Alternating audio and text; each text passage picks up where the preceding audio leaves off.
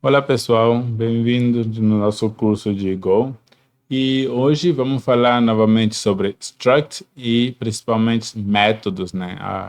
Métodos de struct. Como a gente falou em cursos anteriores, struct são similares a classes, né? E a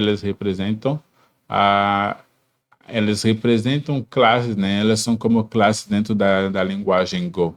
E se comportam como classes, ou seja, eles têm atributos e têm métodos. Então vamos ver junto aqui como é que a gente define uma classe e métodos relacionados a classes. Ah, eu vou definir, né, inicializando como sempre, né, a nossa função main, que é o ponto de entrada de qualquer programa em Go, e eu vou, né, definir uma struct, uma struct aluno. A nossa struct aluno vai ter o nome do aluno como string, vai ter a idade do aluno, que seria um int, e vamos ter uma slice, né? Uma slice que seria as notas, né, do aluno, que seria do tipo int também. Perfeito. Então, como qualquer struct, a gente vai poder, né? Vamos poder inicializar a nossa struct. Então, vou definir aluno 1 e aluno 1 vai ser igual a aluno. E eu vou apenas, né, setar os atributos que a gente tem, né, da nossa struct. Então, o nome do nosso, uh, o nome do nosso aluno vai ser Satoru. A idade de 18 anos. E vamos ter, né, notas que vão ser uma slice de inteiros. E ele vai ter as notas de 5, 7 e 8. Perfeito. Então, como uma slice, a gente pode, né, imprimir a gente pode imprimir a nossa struct sem problemas. Então, aluno 1, e vamos ver o que ele vai retornar para a gente. Aí a gente tem o nome, Satoru, a idade e as diferentes notas que tem o nosso aluno Satoru. Perfeito. A gente pode também criar agora métodos para interagir com os dados. Ou seja, a gente pode, por exemplo, ter um nome, uma variável, um método relacionado ao aluno que vai devolver para a gente apenas o nome, ou devolver para a gente apenas a idade, pode devolver para a gente as notas, né? E talvez, né, algumas operações sobre as notas, por exemplo, calcular a média de um aluno, por exemplo, né, em termos de nota, ou trazer a nota máxima que um aluno teve. Então, vamos começar a criar vamos começar, né, métodos que vão trazer para a gente, né, o nome que vai trazer o nome do aluno para a gente. Ou seja, vamos lá, eu vou definir aqui uma func que seria get nome. Então, func get nome. E vamos observar que assim ele parece apenas, né, um método, uma função normal e sem nenhuma o que caracteriza ele como método dessa struct. Então, para caracterizar ele como método dessa struct, antes de a gente definir o nome, né, do método, a gente tem que passar para ele o nome, né, da struct em si, da struct. Então, vai ser uma variável do tipo A e vai ser do tipo aluno. Então, a partir desse momento que a gente setou aqui func com o tipo que a gente está passando, né, que seria a struct, a partir desse momento ela se torna um método, né, da nossa struct aluno. Ou seja, se eu chegar aqui, por exemplo, e digitar, como a gente está aqui, aluno 1, se eu chegar e digitar aluno 1 ponto, observa que ele já me apresenta, né? Ele apresenta o nome, a idade, o nome, as notas, e também já me mostra o método getNome, né, a struct, que é o método relacionado a essa struct aluno. Então, aqui, como eu estou dizendo getAluno, eu posso seja imprimir ou retornar, né, o nome do aluno. Então, eu vou definir aqui return a.nome. Então, a partir desse momento, a gente está definindo aqui um método que vai retornar um nome, e esse nome é de que tipo? Então, a gente precisa especificar, né, no nosso método qual é o retorno que ele vai ter. Então, a gente vai definir aqui que ele vai retornar uma string. Então, a gente tem um método relacionado a struct aluno, cujo nome é getNome, e ele vai retornar, e esse método vai retornar uma string. Então, a gente tem aqui return a.nome para ser aluno. Muitas vezes dentro da linguagem Go, ela é representada dessa forma. Então, ao invés de botar, por exemplo, aqui aluno, eu boto um A, e ela é muito comum, você vai encontrar isso em muitos programas, assim, para que ela possa retornar o atributo em específico. Se eu rodar aqui, vamos ver, né? Vamos rodar para ver se tudo funciona. Observa que ele retornou, né, o nome Satoru para a gente, que é o nome do nosso aluno. Eu vou fazer o seguinte, vou definir novamente um outro aluno aqui, um segundo aluno, ele vai ser do tipo aluno, e o nome vai ser Sukuna. Vamos ter idade de 200 anos e notas do tipo int. E vamos dizer que o Sukuna é um aluno excelente que só tira 8, 9 e 10.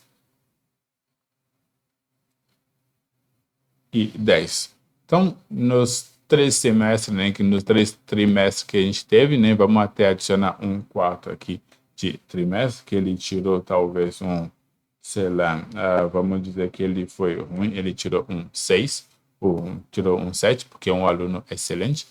Então, a gente tem aqui o nosso aluno, e a gente pode, né, por exemplo, chegar aqui e dizer, imprime para nós, né, dados em relação ao aluno 2, e a gente vai dizer print aluno 2 ponto getNome, que é o único método, né, que a gente definiu até o momento. Então, se eu rodar o nosso código aqui, vamos ver que ele retornou Satoru e Sukuna para os dois, para as duas variáveis, porque ele está retornando, né, o nome da nossa struct. Retornando o nome, a gente pode, né, agora criar vários métodos aqui. A gente já sabe como criar método, né, principalmente quando é o get. E a gente pode também criar um método set para alterar valores. Vamos supor que alguém errou por exemplo, a idade do aluno, e a gente precisa setar um valor para ele. Lembrando que, como a gente já trabalhou em aulas anteriores com ponteiros, struct também são ponteiros. Então, se a gente quer fazer uma alteração em relação a um dado específico, né, do nosso aluno aqui, a gente precisa, dentro do set, para poder fazer a alteração, passar um ponteiro para passar um ponteiro, né, para o nosso método. Então, a gente vai aqui definir uma função func. E aqui que vamos ter que dizer que ele vai receber um ponteiro de aluno, vai ser um ponteiro do aluno, ou seja, vai apontar para o endereço do aluno para poder ser identificado. Então, vamos fazer set idade. E qual é a idade? Ele vai receber uma idade, né? Uma idade do tipo inteiro, e não vai retornar nada. E o que vai acontecer? O que a gente vai fazer aqui? Vamos dizer que A de aluno vai ser igual a ponto idade vai ser igual a nova idade, simplesmente. Então, o que vamos fazer? Vamos primeiro, né, vamos pegar o aluno 2. Vamos supor que esse aluno 2, com 200 anos, não faz não faz nenhum sentido. Nenhum humano vive 200 anos. Então, vamos alterar a idade, né, do aluno 2 para que ele possa voltar a um valor razoável e normal. Mas antes disso, vamos criar uma função aqui que vai nos retornar apenas. Vamos criar um método que vai retornar, né, a idade do aluno. Então, quando a gente vai fazer uma leitura, a gente não precisa passar um ponteiro, a gente pode passar apenas o valor, mas quando é para fazer alteração, a gente passa um ponteiro. Então, aluno, vamos ter get idade, e como getIdade não recebe nenhum parâmetro, mas ela devolve para a gente, né, um tipo inteiro.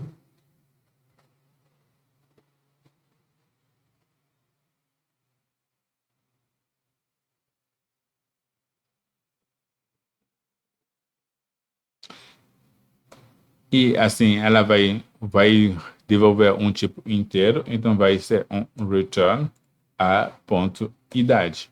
Então agora a gente tem um método que vai setar a idade do aluno e um outro método que vai devolver apenas, né? Vai ler apenas a idade do aluno. Então vamos lá, vamos fazer a alteração. Então eu vou dizer aluno 2.set idade de 20 anos e vamos pedir, né, a impressão dessa idade para ver se efetivamente ela foi alterada da forma correta. Então vamos dizer aluno 2.get idade. Então vamos rodar o nosso código e observamos que efetivamente, né, ele devolveu a idade de 20 anos quando foi chamado, né, o aluno 2. Então, foi efetivamente alterado a idade do aluno.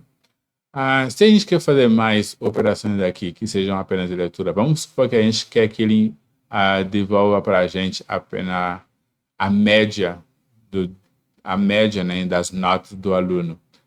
Então, a gente vai aqui definir func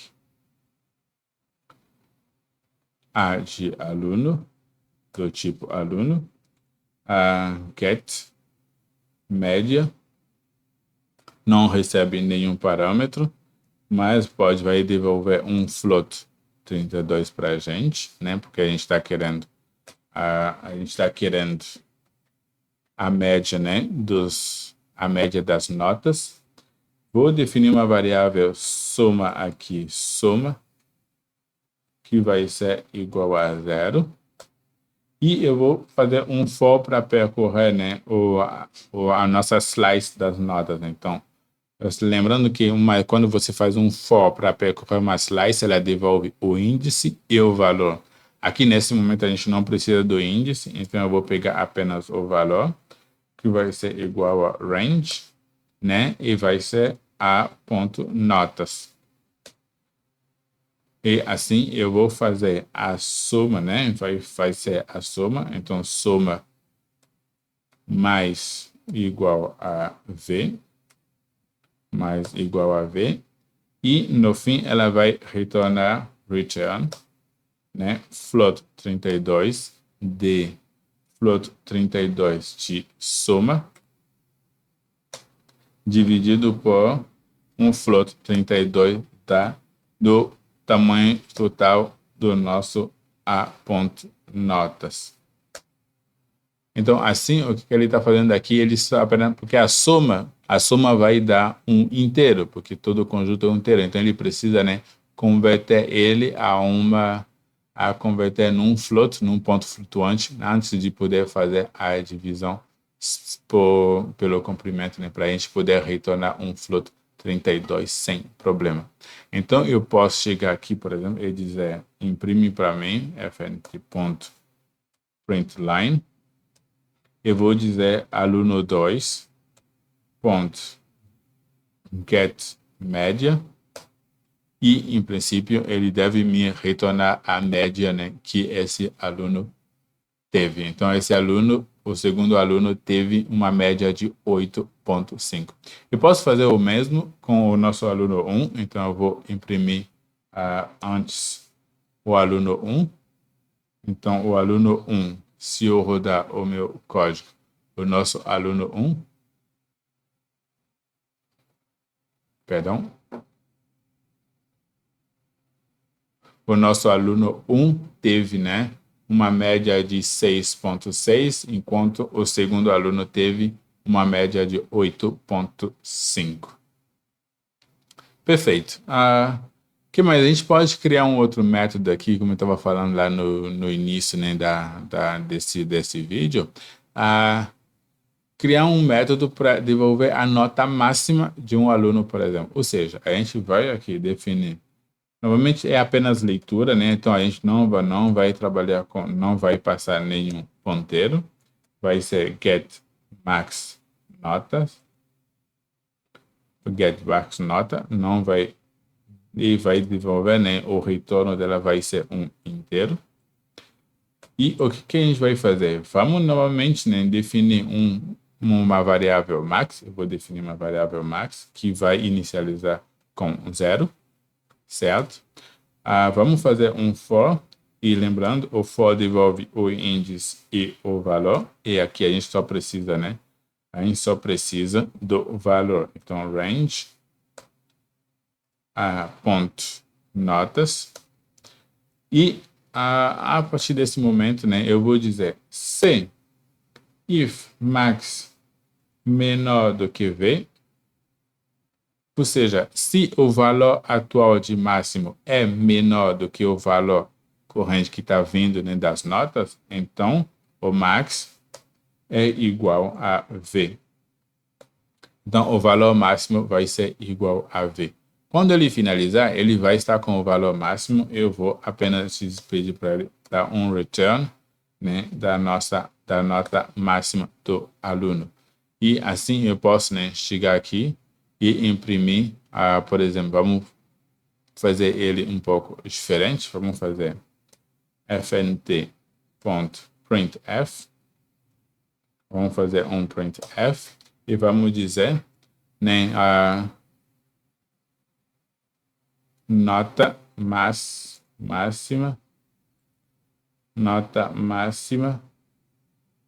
do aluno 2% S é porcento D, né? Como a gente sabe que a nota é o retorno, né, da máxima nota vai ser inteiro, né? Então vamos ter aqui. Então aluno 2, aluno 1 ponto, get nome, que é o primeiro, então vai retornar o nome do aluno, e o aluno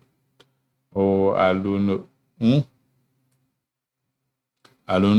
ponto get nota máxima. E eu posso fazer o mesmo, né, para o nosso segundo aluno. Daí a gente vê o que ele vai imprimir para a gente. Então, eu vou mudar aqui para aluno 2 e aqui também para aluno 2. Beleza.